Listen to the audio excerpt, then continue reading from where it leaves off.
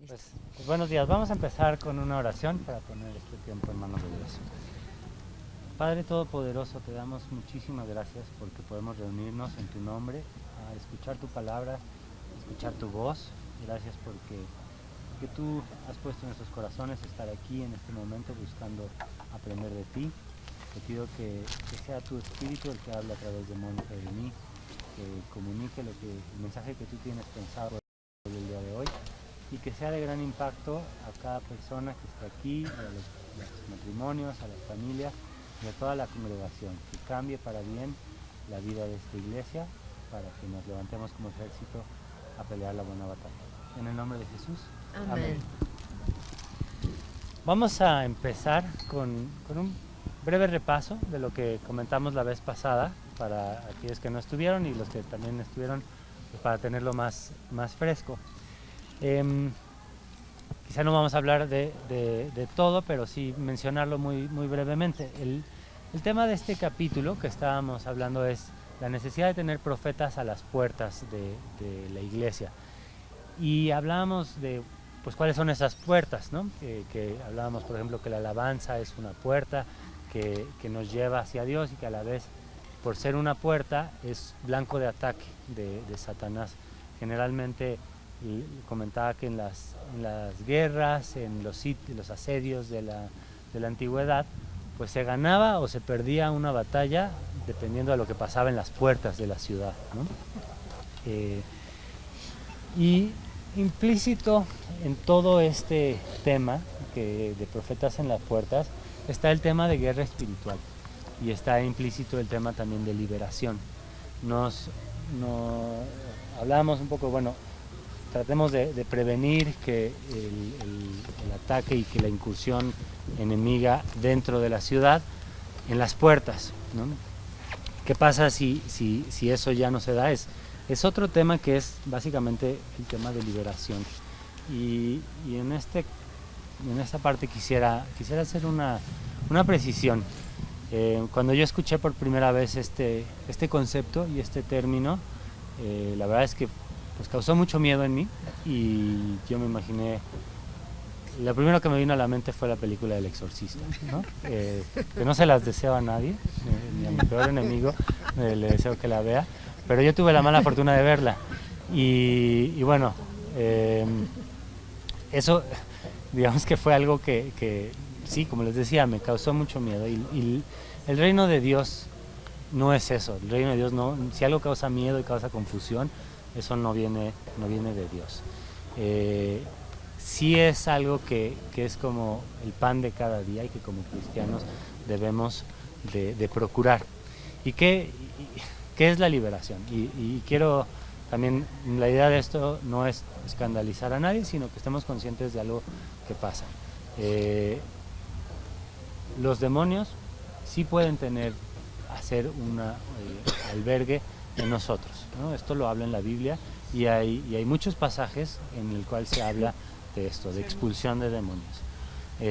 Y hablábamos también de las fortalezas que pueden hacer los demonios dentro de nosotros, que generalmente son una serie de razonamientos sobre otro, que se van estructurando en nuestras mentes y en nuestros corazones y que crean un castillo impenetrable en el cual nosotros somos cautivos.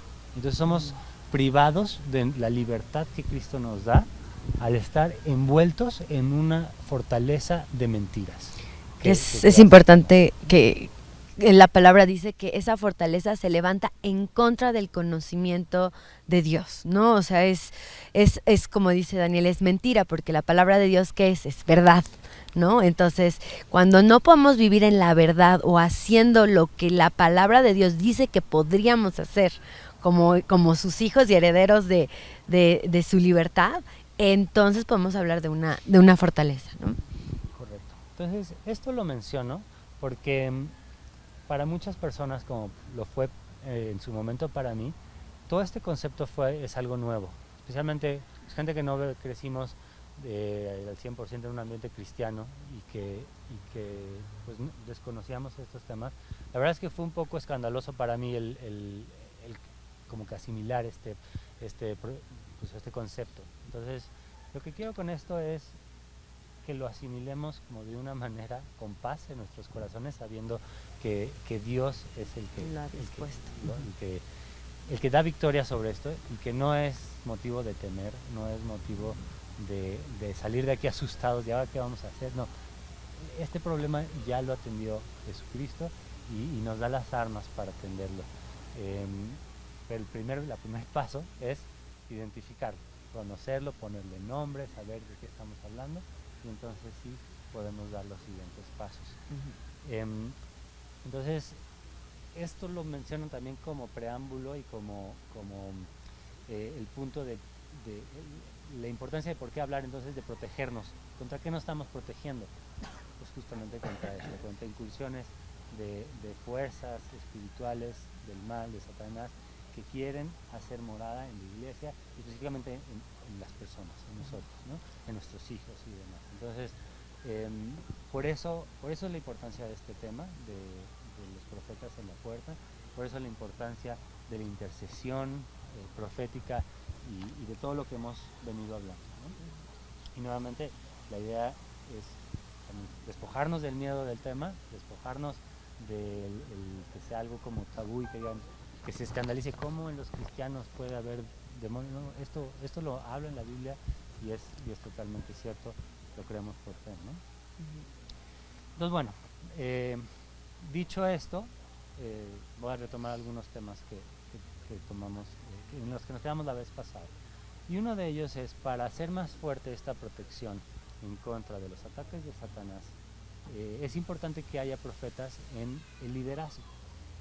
Y en el liderazgo tiene que ver desde el núcleo más chiquito, que es el matrimonio y la familia, y luego pasando por los ministerios y ya a un nivel un poco más grande como toda la iglesia. Primera de Corintios 12:28 es donde habla de los diferentes ministerios, ¿no? Y entonces pone como dice, Dios puso en la iglesia primero apóstoles, que comentábamos que son los que establecen las iglesias y van estableciendo 12:28. Y pone en segundo lugar a los profetas, ¿no? Y pues esto nos hace pensar que es como el segundo lugar en importancia, porque una vez que está establecida la iglesia, ahora lo que sigue es protegerla y hacerla crecer y que crezca sana y demás, ¿no? Cada ministerio es una puerta específica y por lo tanto requiere su protección. Y entonces no es solo que se requiera que la alabanza esté protegida por la intercesión profética, sino desde el cunero de niños, para los que no tienen hijos, bueno, es importante que sepan, desde ahí oran por ellos, y como nosotros como papás es algo que nos deja con mucha tranquilidad, que no solo los ponen a jugar, sino lo oran por ellos y piden. Ahí empieza la protección espiritual de los miembros de esta iglesia, de esta familia. La de los niños también se ora por ellos y hay intercesión y demás, ¿no? Matrimonios, jóvenes, cada uno de estos ministerios, al ser algo que fortalece a la iglesia y que hace que crezca y que entren en la protección de Dios estas personas, por esta misma razón es que es blanco de Satanás y es justo donde quiere meterse y donde quiere causar daño y nuevamente establecer fortalezas, ¿no? A ver, ¿cómo?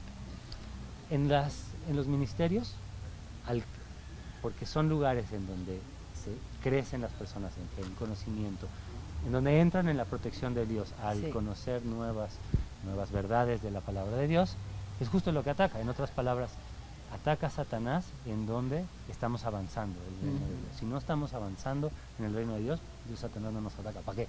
Mencionaba el tema de las batallas. Sí. Pues es que está en mute el... Sí, gracias. Como mencionaban, en las batallas, en las guerras, las grandes batallas se dan en lugares en donde tienen una relevancia, no donde no está pasando nada. Donde ya está cautivo, pues se da ahí, ¿no? Exacto. Ahí es donde empezaba, ese es otro tema. Donde está cautivo es otro tratamiento. Aquí estamos hablando de prevención, de protección. Una vez que ya está cautivo, que ya hay una fortaleza, ahí es lo que toca, es liberación y toca hacer restauración. Y es otro tema aparte, ¿no? Pero Pero un No sé poco, si o sea, nada más como aclarar que estamos hablando de puertas espirituales, ¿no? Estamos hablando a nivel espiritual, no es como, o sea, como que a veces la dificultad de entender este tema es que el espíritu nos tiene que revelar, porque estamos hablando de lo que sucede en las regiones celestes, ¿no? O sea, bien dice Dios que estamos sentados, ¿en dónde? Junto con Cristo en las regiones celestes. Entonces, cuando volvemos a nacer, ¿no? En espíritu, ¿no? O sea, realmente pues son cosas, existimos, ¿no? En estas dos dimensiones ahora, en lo espiritual, ¿no? Que antes estábamos muertos en el espíritu y ahora vivimos en el espíritu y hay una realidad espiritual, ¿no? Entonces, todo este mover de lo que estamos hablando es un mover espiritual, por eso hablamos de las puertas espirituales, ¿no? Y decimos que los ministerios son esas puertas espirituales. ¿Por qué? Porque ahí es donde, por ejemplo, decía Daniel, ¿no? El ejemplo de los matrimonios. Bueno, pues si yo voy a matrimonios, estoy estoy haciendo un esfuerzo por meter a mi matrimonio bajo la protección del Señor, aprender de su palabra, estoy sometiéndome a las cosas que el Señor está mostrándome, ¿no? Al asistir y escuchar, que el Espíritu me revele, pues lo que tengo que cambiar en mi matrimonio. Por ende, es un avance del reino de Dios, por ende, Satanás lo detesta, ¿no? Es así de sencillo, por eso hablamos de las puertas espirituales, ¿no? Por eso los ministerios son puertas en donde el enemigo va a querer incursionar, ¿no? Entonces, por eso es que debe de haber profetas, no solamente como en la posición del profeta, digamos, como lo es el pastor, sino como decía el pastor, ¿no? Tener nuestra escuelita de profetas y que los profetas sirvan o sean parte de los diferentes ministerios para que dentro de la iglesia, plantados en el lugar en el que Él les haya dado, puedan estar intercediendo y haciendo guerra en el lugar en donde Dios los haya puesto, ¿no? Y justo la función es evitar el daño antes de que pase. Esa es la idea de este capítulo, ¿no? Y muchas veces pues lo que vienen personas con los pastores a decirle, oye, mi hijo tiene un problema de adicción, o nos vamos a divorciar, o ya algo grave que el problema ya no hay forma de ignorarlo, ya no hay forma de hacerse de la vista gorda por lo grande que es el problema. Y esto generalmente es porque no hubo esa protección en las puertas, no hubo ese frenar al enemigo antes de que cause daño. Y esto es la autoridad espiritual que tiene el profeta para plantarse en las puertas y ser la barrera, el punto de choque, ¿no? Como en el americano, para los que lo conocen, a los que no, lo que pasan es justo en la línea, lo que se llama la línea de golpeo. Se llama así porque es donde están más duros los golpes. Un bando trata de pasar como del lugar para el otro y tirar al que tiene el balón, y el otro trata de ir avanzando y que pues el balón también avance a su vez, ¿no? Y de igual forma, en la guerra espiritual, los profetas tienen este papel, y no solo tienen la posición dada por Dios, sino tienen la autoridad para hacerlo. Pensando un poco en términos más como terrenales, imagínense qué pasaría si en la defensa de una ciudad ante pues una invasión enemiga se para un soldado raso, ¿no?, a dar órdenes en la torre. Pues todos lo van a ver con cara de sí, pero ¿tú qué? O sea, tú no tienes ese nivel de mando que haría que yo te quisiera obedecer. ¿Y a quién obedecen? A quien tiene esa autoridad para decir tú acá y tú allá, y tú sabes qué, quítate aquí, etcétera, y que dan la dirección. Entonces, este también es o sea, Dios da esta autoridad espiritual, y nuevamente no es un título que te digan, pues ahora te promovemos a profeta, sino es algo que Dios da y que se lo hace saber al corazón, directamente a las personas, para llevar a cabo esto. Y los respalda con esta autoridad, los respalda con la unción para ver los problemas antes de que pasen, para ver esos espíritus que están queriendo, y ponerles nombres, saberlos identificar y saber, aquí lo que está pasando hay un espíritu de división, por decir un ejemplo, que quiere que la iglesia se separe, o que hay un espíritu de brujería o de lo que sea, ¿no? Y que lo pueden hacer, ¿no? Nuevamente es restauración, es liberación. No, hay varias cosas, y eso son temas, yo creo que es un tema completo de estudio, el tema de la liberación, y la restauración. El pastor ha estado hablando de la restauración. La Biblia habla en muchas ocasiones de echar fuera demonios. Y habla también de lo que quiere Dios para nosotros, para que podamos ser más santos. Y principalmente es arrepentimiento, confesar lo que tenemos, arrepentirnos. Sin arrepentirse, los demonios tienen un derecho, ¿no?, de estar, ¿no?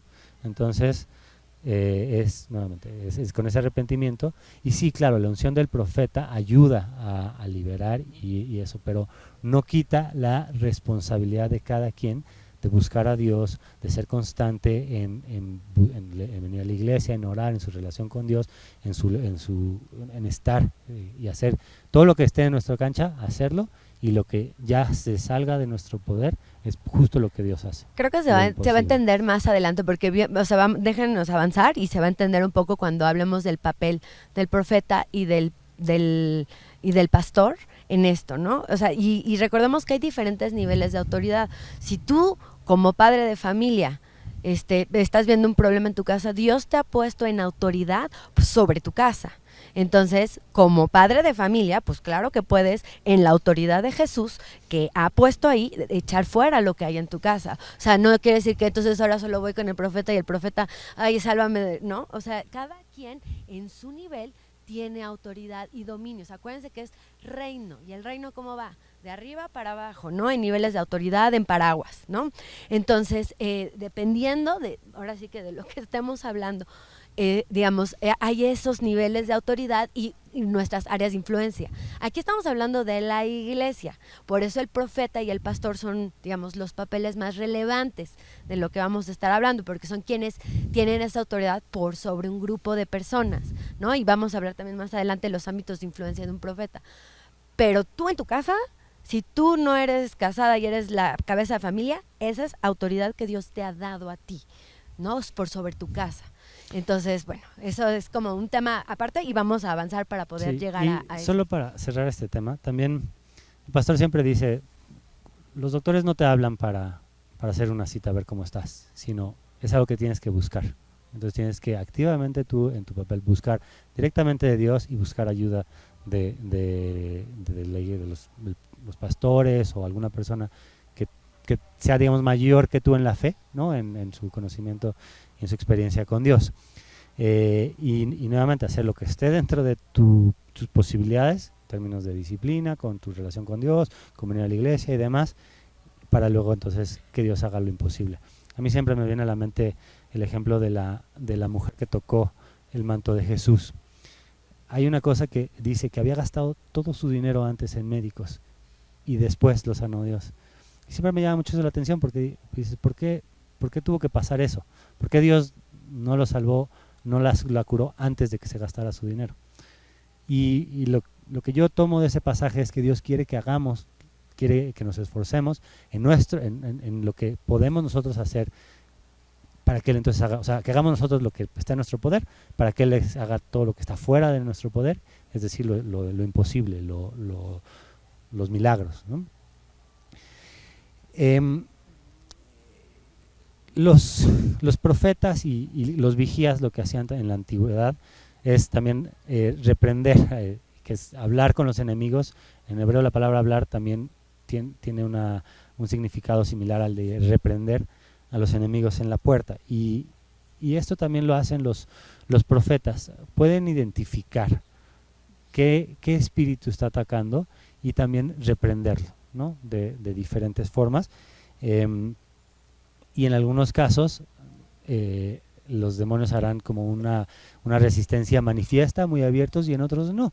Realmente no hay un catálogo de actividades como saber qué está pasando con los demonios o qué está haciendo Dios.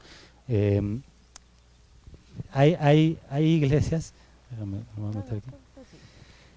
hay ciertas iglesias que tienen la tendencia como a catalogar y dice, para que sepamos si salió un demonio de ti, tiene que pasar esto. Y a veces puede ser, tienes que toser, o tienes que vomitar, o te tienes que caer, o encasillan a ciertas cosas. Y también, por otro lado, la liberación la encasillan a ciertas actividades, ¿no? Pues hacemos esto y decimos el otro y no sé qué, y entonces ya pasó. Mientras que en la Biblia no es lo que vemos. Lo que vemos en la Biblia es que hay una variedad de opciones y hay demonios que salían sin ninguna manifestación visible, otros que sí, y de igual forma la liberación a veces se llevaba a cabo de una forma, a veces de otra, a veces sanaba Jesús de una manera, a veces sanaba de otra. Entonces, lo que quiero decir con esto es que nosotros no somos nadie para decir esto está mal, esto no viene de Dios, ¿no? De que, entonces si se cayó o tosió, entonces seguro show y no es cierto. Ni tampoco somos nadie para decir, es que como no se cayó y no tosió y no vomitó, no se le hicieron los ojos así, no hubo liberación, ¿no? Entonces, nuevamente, es simplemente decir, hay un abanico muy grande de posibilidades que Dios puede usar y hay también un abanico muy, muy grande de manifestaciones o formas en las que pueden actuar los demonios. Entonces, no tratemos de quitarnos de la cabeza de que tienen que hacerse de ciertas formas las cosas y los demonios actúan de ciertas y otras formas para que podamos identificarlos. Es justamente esto lo que es exactamente, que es esa capacidad especial del profeta de ver eso que a simple vista no se ve. En otra palabra, el profeta en el Antiguo Testamento era vidente y hacía alusión a esto, que ven cosas que el resto de las personas no vemos, ¿no? Sí. Entonces, bueno, una de la responsabilidad del profeta, vemos que es estar ahí, ¿no? En su lugar, bien apostatado en su lugar, en las puertas, haciendo guerra, siendo fuerte, chocando con el enemigo y montar una defensa coordinada, ¿no? Y aquí vamos a ver esa parte de cómo es esta defensa coordinada con la autoridad legítima que Dios le ha dado, ¿no? Entonces, por ejemplo, vemos aquí justamente cómo se va a hacer ese trabajo en conjunto con el pastor. Justamente el profeta tiene esta capacidad de ver las cosas que nosotros no podríamos ver a simple vista porque suceden en el reino de lo espiritual. Vamos a ver un ejemplo de cómo sucede y qué es lo que debe de hacer el profeta. En Segunda de Reyes, capítulo 6, del 8 al 12, vale mucho la pena leer todo el capítulo 6 porque está muy bien explicado. Dice, es cuando es Eliseo le advierte al rey acerca de ¿quiénes eran? Arameos. Los arameos. Dice, cada vez que el rey de Aram entraba en guerra con Israel, consultaba con sus funcionarios y les decía, movilizaremos nuestras fuerzas de tal y tal lugar, ¿no? Aquí vemos como una figura de Satanás en el rey de Aram, ¿no? En el enemigo de Israel. Sin embargo, de inmediato, Eliseo, hombre de Dios, le advertía al rey de Israel, no te acerques a ese lugar, porque ahí los arameos piensan movilizar sus tropas. Entonces, el rey de Israel mandaba un aviso al lugar indicado por el hombre de Dios. Varias veces Eliseo le advirtió al rey para que estuviera alerta en esos lugares. Esa situación disgustó mucho al rey de Aram y llamó a sus oficiales y les preguntó, ¿quién de ustedes es el traidor? ¿Quién ha estado informándole al rey de Israel acerca de mis planes? No somos nosotros, mi señor el rey, respondió uno de los oficiales. Eliseo, el profeta de Israel, le comunica al rey de Israel hasta las palabras que usted dice en la intimidad de su alcoba. Entonces, entendiendo esto, entendemos el papel del profeta. Okay, el profeta va a ver estas cosas, este mover, ¿no? Del enemigo, y ¿qué va a hacer? Le va a avisar al pastor para que tomen para montar esta defensa coordinada en contra del enemigo, ¿no? ¿Y cómo le va a hacer? Bueno, hay diferentes maneras, ¿no? Puede ser, y lo platicábamos hace un par de, creo que hace 3 domingos, bueno, pues principalmente la intercesión profética, ¿no? La intercesión con el poder de Dios, en la autoridad de Dios, en equipo, ¿no? Pero también, pues hay muchas maneras, puede ser desde, a veces Dios le va a mostrar, bueno, para esto hay que hacer ayuno y oración, ¿no? Para esto vamos a necesitar enseñanza profética, ¿no? Para esto necesitamos alabar ¿no? O sea, dependiendo de qué sea, Dios le va a mostrar al profeta cuál es el camino que la iglesia debe llevar, y digamos, el liderazgo en conjunto, o sea, el pastor es quien va a ejecutar esto que el profeta le esté mostrando, ¿no? Aquí vemos muy claro, Eliseo es el profeta, va con quién, con el rey de Israel, que es la figura del pastor, quien ejecuta, quien manda decir, quien mueve todo en la iglesia como la autoridad dada por Dios, ¿no? Para que esto realmente suceda, ¿no? Entonces vemos que el profeta va a hablar palabras de prevención, ¿no? Le va a mostrar al Señor, y esta unción especial o sobrenatural va a evitar que pasen estas cosas en la iglesia. Otro símil que hace en repetidas veces la palabra de Dios con la iglesia es el de la viña de Dios, que habla de que nosotros como iglesia somos su viña. Y esto tiene que ver porque las viñas son algo productivo. Hay un punto de tener una viña que es que dé fruto y que ese fruto sea productivo. Precisamente por esto es que también hay que proteger ese fruto, hay que proteger a la viña. Las viñas también es muy común, lo que se hacía era se ponía un vallado alrededor de ellas, y generalmente también tenían alguna torre con un vigía que advertía cuando venían ladrones o animales que se querían meter, ¿no? Y de igual forma, este fruto es, pues conocemos lo que dice la Biblia, cuáles son los frutos, y el punto es que crezca el reino de Dios. Y también por esta razón es por lo que hay tantos ataques de Satanás, para que no haya fruto. Eso es lo que quiere Satanás, robarse el gozo, la paz, la paciencia. O sea, esos frutos quiere quitarlos y destruirlos Satanás, y por eso hay que protegerlos.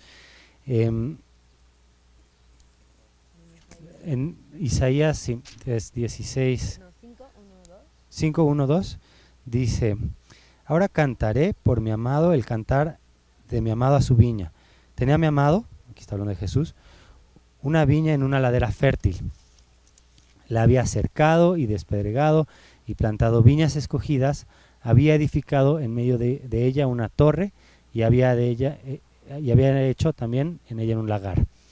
Aquí vemos dos cosas: la torre que mencionaba, en donde están el cercado, la torre en donde está el profeta, y el lagar. El lagar, yo la verdad no sabía qué era. El lagar es el lugar donde se pisaban las uvas para sacar el fruto, es decir, es donde el fruto se vuelve en algo productivo, que pueda ser aceite o vino o sidra o demás, ¿no? Sí, un poco el símil de todo esto es entender que Dios quiere cercarnos como iglesia, va a poner esta figura del vigía en el centro, pero también, pues, ¿de qué vale dar fruto si nuestro fruto no hace nada, ¿no? O sea, Dios también dispone en dónde nuestro fruto va a ser productivo para el reino de Dios, ¿no? Donde esa paz, paciencia, bondad, benignidad, ¿no? Gozo, todas esas cosas van a ser usadas para hacer que el reino de Dios crece, para bendecir a otras personas, ¿no? Por eso es la viña del Señor. Dios nos ha ordenado a llevar fruto, o sea, no es algo opcional, es un mandamiento. Y esto lo vemos en Juan 15:16.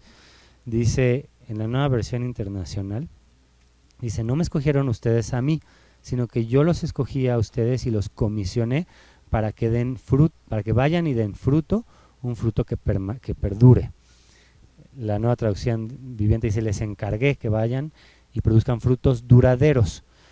Y en una traducción en inglés, la King James, usa la palabra ordenar, ¿no? Es una orden. Y no solo que den fruto, sino que permanezca. Es decir, que nuestra paz, nuestra paciencia, nuestra bondad, pues no sea algo de los domingos, o no sea algo de cuando conocemos a Dios y tenemos mucha emoción, y después, 3 años después, estamos igual que como empezamos, sino que perdure. Y que perdure también pasándolos a nuevas generaciones, a otras personas, ¿no? Y nuevamente por esto, recordemos que Satanás hace planes a muchos años adelante, a las nuevas generaciones. Por eso es que es importante, pues, tener en cuenta la protección y tener en cuenta el papel de los profetas. La Biblia también habla de que el muro alrededor de nosotros es de Dios mismo. Esto lo dicen, por ejemplo, Zacarías 2, 4 y 5. Dice: corre y habla a este joven diciendo: sin muros será habitada Jerusalén, a causa de la multitud de hombres y de ganado en medio de ellas. Yo seré para ella, dice Jehová, muro de fuego en derredor, y para gloria estaré en medio de ellas. Amén. ¿No? Entonces, Dios es nuestro muro, y los profetas, Zacarías 2, 4 y 5. Y los profetas son a esos vigías que están en torres alertando, ¿no? Y dando estrategias y avisando y demás, ¿no? Entonces, también vemos que la viña y justamente la ciudad amurallada son dos figuras que el Señor utiliza para hablar de la iglesia y mostrarnos estas funciones del profeta que Él ha dispuesto, ¿no? Todo es provisión del Señor, ¿no? Son medios de gracia para lograr lo que el Señor tiene para nosotros, ¿no? Él nos va a guardar. ¿Cómo lo va a hacer? Bueno, lo va a hacer con profetas que cumplan con estas dos funciones. La función vigía, ¿no? Esta persona que va a posicionar a que esté viendo, ¿no? Y esté atento a todo lo que está sucediendo, al profeta Shamar, ¿no? Que ya estudiamos, ese profeta que va a hacer ese vallado ¿de qué? De oración, ¿no? Para proteger y guardar a la iglesia.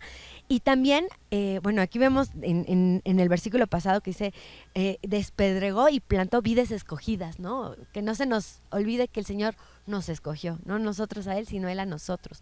Él nos ha plantado en una iglesia con una razón. Tenemos un lugar de pertenencia, ¿no? En un lugar en donde si sabemos pertenecer a una iglesia, sabemos estar bien cimentados y plantados en un lugar en donde Dios va a proveer todas estas cosas, entonces la misma provisión del Señor va a llevar a cabo todas estas cosas.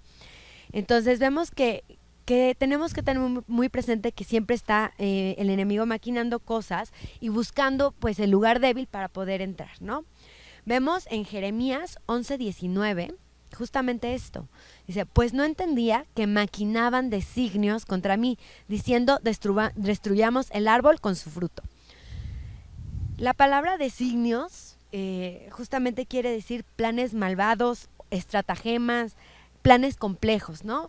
Y lo platicábamos el otro día en la noche, pues hay una cosa que no debemos de olvidar. Nosotros estamos aquí por un periodo de tiempo, ¿no? Nuestra vida se nos hace larguísima, pero en realidad son, no sé, 80 años, 90, 100 años, ¿no? A lo mucho. Y Satanás es un ser eterno. Entonces, pues él no tiene problema, ¿no? Con hacer un plan hoy y esperar, pues 1000 años, ¿no? Para él no es nada. Entonces, a veces como que nos perdemos de vista, ¿no? De la perspectiva de desde dónde está viendo Satanás, ¿no? Y desde dónde está maquinando sus planes. Entonces, por eso es tan importante estar agarrados del Espíritu de Dios, del Espíritu Santo y de los medios de gracia que Dios dispone para que nosotros podamos defendernos, ¿no? Y estar pendientes en donde debemos de estar, ¿no? El Espíritu Santo es necesario justamente para defendernos del enemigo de esta manera, ¿no? Y proteger a la iglesia de todas las maneras que sea necesaria para que sus planes sean cortados, coartados, frenados y no puedan prosperar. Esto también debe de servirnos a todos para, como dice la palabra, meditar sobre nuestros caminos también, de decir, bueno, sí el profeta está puesto para estas cosas, para esta protección, para ver, pero durante toda esta enseñanza también hemos querido, pues, no decir, ok, pues entonces con un profeta yo ya le hice, ya mis broncas ya se quitaron, no, sino es cada quien también en su vida revisar que no haya estas grietas en los muros, que no haya estas entradas, cerrar lo que esté abierto, nuevamente restaurarlos. Esto habla justamente Nehemías y Esdras, hablan de la restauración de los muros de Jerusalén que estaban siendo pues construidos, y justamente dice, construían con una mano y con la otra tenían una espada, ¿no? Y este es un símil pues bastante fuerte, ¿no? Porque lo que dice es que el ataque podía venir en cualquier momento, y esto nosotros a nivel personal, como de pareja y como creciendo, digamos, en nuestra esfera, familias, ministerios, congregaciones y demás, debemos de también tenerlo en cuenta para no delegar este trabajo ok, perfecto, pues siempre y cuando hay un profeta yo voy a estar bien, ¿no? quiero hacer ese pequeño paréntesis. Buscar la guía del Espíritu Santo personalmente, que nos muestre, ¿no? Que dicen, el Espíritu Santo es quien nos convence de pecado y de juicio, ¿no? Entonces, dicho esto, el punto al que quería llegar es que, independientemente de esto, los profetas deben de mantener su guardia. No se pueden distraer, deben de asumir esta labor que Dios les da de llamar, ¿no? Que hablábamos de esta palabra, y decirle, pues entrarle al todo por los cuernos y pues no quererse zafar de esa misión que Dios les da, y no descuidar su puesto. O sea, un vigía no podía irse ni un momento, y lo hacían casi por relevos, ¿no? De, ok, yo me voy, en lo que voy al baño te quedas tú viendo, y entonces regresaba del baño, y ahora sí, y te toca a ti. Entonces no se puede ir de vacaciones, y no quiere decir que nadie aquí se puede ir de vacaciones, sino que debe de la labor de protección ser continua. ¿Por qué? Porque, como dice Pedro, el diablo está como león rugiente buscando a quien devorar, ¿no? Y son maquinaciones. Y esta palabra habla de una serie de tramas, no un plan sencillo, sino como que ver todas las aristas de una situación para ver el momento vulnerable para eso. Y así pasaba también en la antigüedad. O sea, se esperaba el momento justo antes del amanecer, cuando están cambiando la guardia. Entonces, en ese momento, y hay miles de historias en la historia, ¿no? de ciudades y cosas así que caen por la trama tan buena que hicieron, la maquinación tan buena que hicieron los atacantes, ¿no? Entonces, por ejemplo, Isaías 21:8 dice, y gritó como un león, Señor, sobre la atalaya estoy yo continuamente, de día y las noches enteras está sobre mi guardia, ¿no? O sea, no día, de noche, todo el tiempo tiene que haber esa protección. No sé si estuvieron aquí el día que habló Goma del viaje que hizo a Mozambique, me impresionó mucho cuando mencionó que ellos se fueron a dormir, pero que la gente se quedó orando porque había muchos brujos y demás en esa zona. Quizá a México hay mucha brujería, quizá no tanta como en esos países, pero lo que quiero decir es, bueno, es que el ataque es continuo y pues Satanás sabe y busca que, ok, si a lo mejor a algunos de nosotros que ya llevamos más tiempo conociendo al Señor, pues a lo mejor no nos va a hacer tanta tentación ir a consultar a una adivinadora por X, pero la Biblia dice, por ejemplo, que igual de mal lo ve Dios el orgullo o que la idolatría. Y bueno, y ahora sí, yo estoy seguro que todos pecamos de orgullo. Y entonces a lo que voy es, no estamos exentos de pecados, y no hay pecados que sean menos que otros a los ojos de Dios. O sea, Dios quiere una iglesia santa, y por eso debemos de estar nosotros alerta, y el profeta de igual forma tiene que ser alerta. Y de igual forma el pastor pues tampoco puede dejar su función, tampoco puede descuidar su rebaño. Es una mancuerna que se debe hacer entre el profeta o el equipo de profetas, porque la Biblia habla, por ejemplo, de escuela de profetas, y el pastor, siendo el liderazgo, el líder, haciendo el símil de Israel, el rey, ¿no?, de Israel, y los profetas, y en conjunto tomaban decisiones y estrategias para combatir al enemigo. La próxima clase vamos a ver algunas muy específicas, en las cuales a través de esa visión o de eso que vieron los profetas, cómo lograron tener victoria los israelitas, ¿no?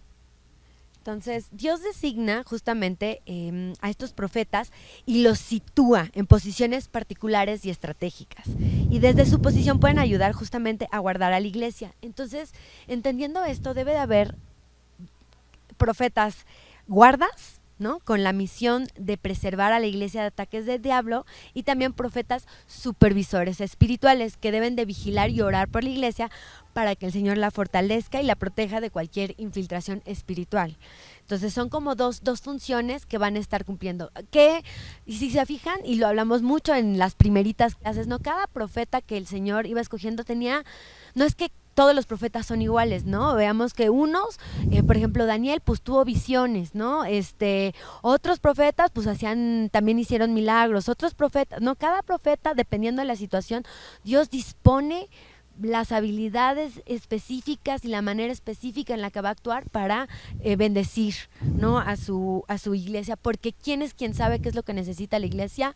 Solo el Señor, ¿no? Y es un medio para también estudiar la profecía, para entender el nivel de dependencia que debemos de tener en Cristo y en el Espíritu Santo y en Dios, para poder tener victoria en la guerra en la que y en nuestras guerras particulares, ¿no? De cada quien. Al profeta vemos que se le ubica justamente en esta torre vigía y bueno, Dios le pide permanencia y fidelidad. Y un profeta, dependiendo de lo que Dios disponga para ese profeta, puede estar sobre una iglesia, ¿no? Tener autoridad dada de Dios para atender a una iglesia, o que el Señor expanda su área de autoridad y que vea sobre varias iglesias. Incluso un profeta puede estar sobre ciudades, áreas geográficas completas o naciones, ¿no? Vemos que en la Biblia es muy clara, ¿no? Hay ciertos profetas que dicen, yo te he puesto sobre naciones, ¿no? Y dependiendo de lo que el Señor vaya haciendo en la vida del profeta y la autoridad que el Señor disponga a darle al profeta, tiene esa capacidad de orar sobre áreas completas, ¿no? Y también cuando estudiamos en su momento guerra espiritual, veíamos que el enemigo, como buen imitador, ¿no? También tiene este mismo obrar, ¿no? Tiene principados, potestades que están sobre ciudades, sobre iglesias, sobre naciones, ¿no? Y justamente de esta manera el profeta puede tener esa visibilidad y esa autoridad para vencer, ¿no? Estos males que pueden incluso estar sobre ciudades enteras, ¿no? Veíamos también que un pasaje en la Biblia en la cual dice que Samuel, durante toda su vida, por su ministerio profético, hizo que los filisteos no pudieran incursionar en el territorio de Israel, ¿no? Entonces da una figura clara de lo que está justamente mencionando Moni, que él tenía esta autoridad sobre toda la región geográfica de Israel y que mientras él vivió logró que no hubiera ese ataque enemigo. Ahora, para terminar, también quiero hacer otra precisión, ¿no?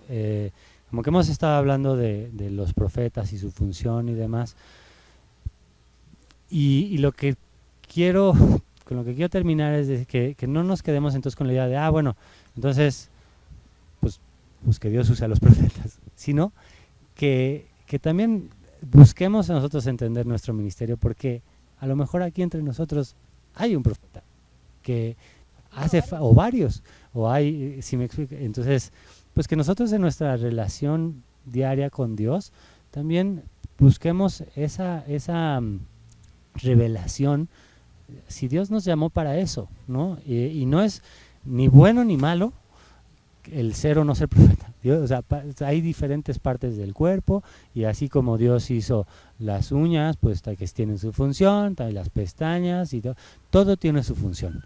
Y si algo falla, pues todo el cuerpo está mal, no estamos a gusto si nos pegamos en el dedito chiquito del pie y nos cuesta caminar y demás. Y entonces lo que quiero decir no es que haya una cosa más importante que otra, pero también lo que quiero decir es que no nos quedemos con que, bueno, pues habrá algún profeta en Oasis, sino que nosotros también pues en nuestra relación nos cuestionemos y pidamos a Dios esa revelación, de decir, bueno, Dios, esto es lo que tú quieres que yo haga, y Dios responde. Dios va a ser claro al respecto. O sea, no recuerdo creo que es Jeremías o Ezequiel, no recuerdo cuál es, que dice que trató de callarse y que tenía un fuego consumidor. O sea, que dijo, ya no quiero hablar más, ya no quiero ser profeta. Y que no podía, con algo que lo quemaba por adentro. Entonces tenía que hablar, Hay otro versículo que dice, si el león ruge, ¿quién no temerá? Si el Señor habla, ¿quién no profetizará? Entonces, estemos pues atentos a la voz de Dios en este tema para nuestras vidas, porque nuevamente puede ser que aquí en este grupo, ¿no? Y ni siquiera me refiero a todos, sino este grupo haya uno o más profetas que Dios esté levantando o vaya a levantar en un futuro, ¿no? Entonces, pues ¿quién será? Pues que Dios lo revele, que Dios nos lo haga saber, directamente a nuestros corazones como primer paso, y posteriormente Dios se encargará de hacerlo saber al resto de la congregación, ¿no? ¿Sí? Ese profeta que el Señor levante o que dices, ustedes busquen, ¿no? En ustedes mismos. Bueno, en el Espíritu Santo. En uno mismo, ¿no? Puede ser, por ejemplo, un profeta vigía. Es que el Señor, Es que, el Señor tiene sí, o sea, nuevamente, es un profeta vigía. Pues depende de Sí. O sea, no necesariamente tiene que ser todos juntos. Puede sí. ser uno. exactamente. Exactamente. Y también por eso decía, no encasillemos a una cosa la labor del profeta. Lo más común es que pensamos, el profeta es el que puede decir qué va a pasar en el futuro, ¿no? Esa era como la percepción más común de muchos. Y no necesariamente, exactamente. Sí. Correcto. Un profeta shamar que simplemente va a estar intercediendo así por la iglesia, por ejemplo. Sí. Y por ejemplo, tampoco pongamos de una imagen en nuestra cabeza. Es decir, no pensemos así una persona grande y fuerte, barbona, con una voz así, con megáfonos, ¿no? Puede ser una señora mayor que está orando, que está bien muy calladita, pero a la vez que puede tener una autoridad espiritual grande y demás. O sea, si me explico, no quiero que nadie se vaya con una idea de, un profeta es así, así, asado, porque sería limitar, ¿no? Entonces, exactamente, es correcto, puede ser Claro. niños. ¿Sí? Un niño puede profetizar, ¿no? Puede ser, exactamente. No es que no depende exclusivamente, pero creo que Dios elegirá un profeta a una persona cuyo corazón esté unido a Dios. Sí. Y cuando decían ustedes, no sé, que el vigía, que el profeta no podía abandonar su puesto, pues no es que no se mueva del lugar, sino que su corazón no se mueva de buscar a Dios, de estar a los pies de Dios y de buscar qué quiere Dios para su vida, de buscar todos los días la comunión con Dios y estar con el corazón dispuesto a las cosas. Y el otro día el pastor decía que es más fácil que Dios revele su voluntad a alguien que está haciendo algo, ¿no? Así como es más fácil dirigir un coche que ya está moviéndose que un coche que está estacionado con freno de mano puesto, ¿no? Entonces igual, pues creo que Dios es más fácilmente se revelará a las personas cuyo corazón está inclinado a Él y que están pues buscando activamente la voluntad de Dios, haciendo algo, y no que sea por obra, sino que, bueno, pues están buscando Dios, ¿qué quieres que haga? Y entonces es más fácil que Dios dirija. Sí. Parte de eso es que, David, ¿no? David ¿qué era? O sea, pecaba, hacía cosas que no debía, pero él se arrepentía, y es lo que nosotros debemos de ver y pensar nosotros, que necesitamos arrepentirnos. Ya la regamos, pues hay que arrepentirnos, ir a pedir perdón, nada más. Pero yo lo que quería era, o sea, es obvio que sí, o sea, que esa persona que Dios la llamó para ser profeta, esa persona se da cuenta, sí se da cuenta. Pero yo lo que quería saber era, puede ser que solo sea una característica, no es necesario que sean todas, sino solo Dios le está dando una sola característica porque va para una función específica. Sí, correcto. Y no necesariamente tiene que ser el profeta que imaginamos